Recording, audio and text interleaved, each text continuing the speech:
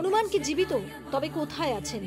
বজরংবলী মানে বজ্রের মতো সুগঠিত অঙ্গ যার, ভগবান রামচন্দ্রের সবচেয়ে বড় ভক্ত। উত্তর থেকে দক্ষিণ আসমুদ্র হিমাচল ছড়িয়ে রয়েছে তার নানান কাহিনী। তিনি আমাদের জনপ্রিয় দেবতা, তার উপরে ভরসা রাখি আমরা লক্ষ লক্ষ ভক্তরা। তিনি আছেন আমাদেরই মাঝে, কিন্তু কোথায় আছেন, কেন তাকে দেখতে পাই না? এই প্রশ্ন আমাদের অনেকের মনেই নাড়া দেয়। একবার হনুমান চালিসা পড়লেই তিনি ভক্তের ডাকে সাড়া দেন। ২৭ বার হনুমান জপ করলে তিনি আসেন আমাদেরই মাঝে, আমাদের উদ্ধার করতে। তবে কেন তাকে দেখতে পাই না? এই প্রশ্ন আমাদের মনকে তোলপাড় করে। কিন্তু সশরীরে তিনি এখন কোথায় আছেন, কেমন আছেন? তিনি কি আসেন আমাদের বাড়িতে, কোনো মন্দিরে? এই প্রশ্নটা আমাদের বারবার মনে আসে।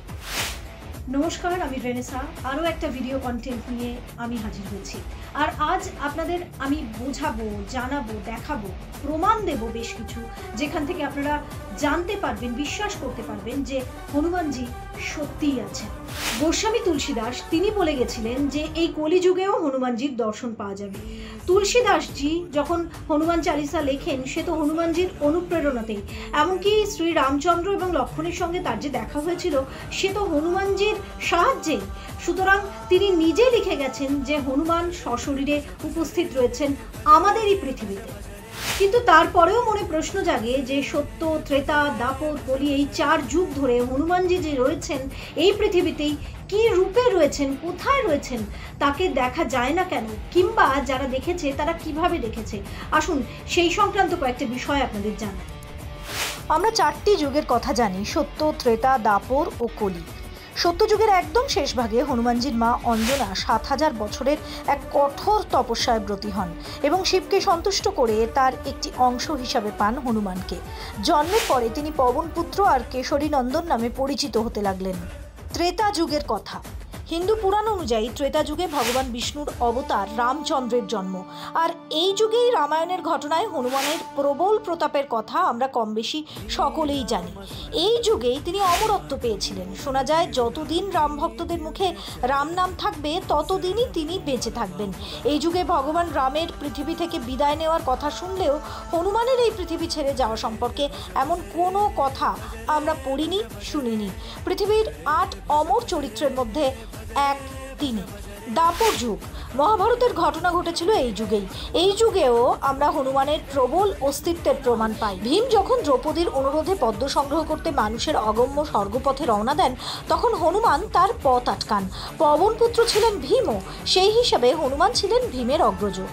ভীমকে আটকাতে হনুমান তার ল্যাজ বিছিয়ে শুয়ে ভীমকে বলেন, যেতে হলে আমার এই ল্যাজ সরিয়ে যাও। ভীম শত চেষ্টাতেও সেই ল্যাজ সরাতে না পেরে জানতে চান কে তিনি। বজরংবলী নিজের পরিচয় দিলে ভীম অগ্রজের কাছে ক্ষমা চেয়ে নেন। তারপরে হনুমান পদ্মবনে যাওয়ার আসল রাস্তা চিনিয়ে দেন ভীমকে। কথিত আছে কুরুক্ষেত্রের যুদ্ধে হনুমান প্রচুর সাহায্যও করেছিলেন ভীমকে।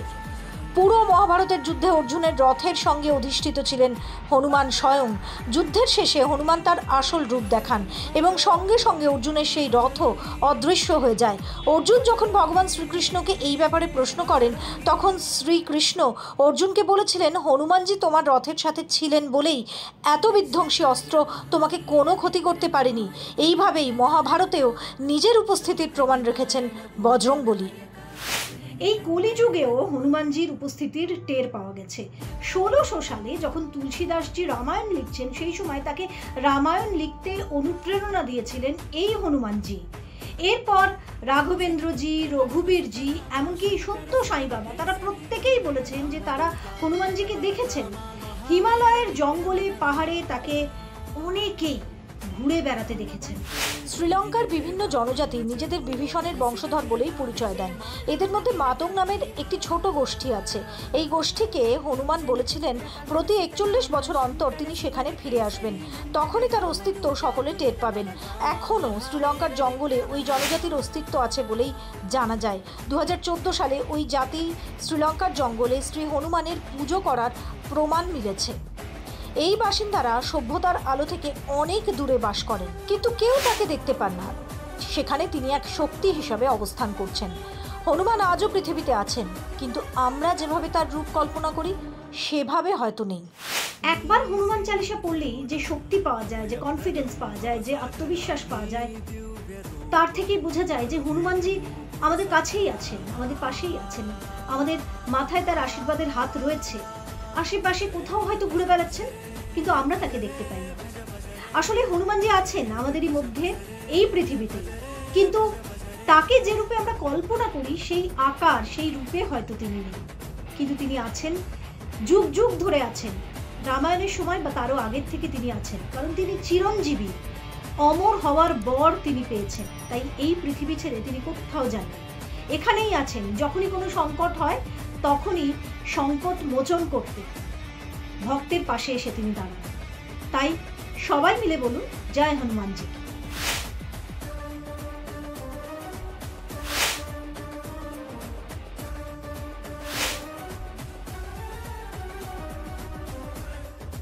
আর এই ভিডিও কন্টেন্টটা যদি আপনাদের ভালো লেগে থাকে তাহলে অবশ্যই লাইক, শেয়ার আর কমেন্টে জয় হনুমানজি লিখতে ভুলবেন না। আর কি ধরনের ভিডিও দেখতে চান সেটা অবশ্যই জানাবেন কমেন্টে। আর অবশ্যই সাবস্ক্রাইব বাটনটা প্রেস করতে ভুলবেন না। সবাই ভালো থাকবেন। আরও একটা ভিডিও কন্টেন্ট নিয়ে আমি রেনেসা হাজির হয়ে যাব পরের এপিসোডে।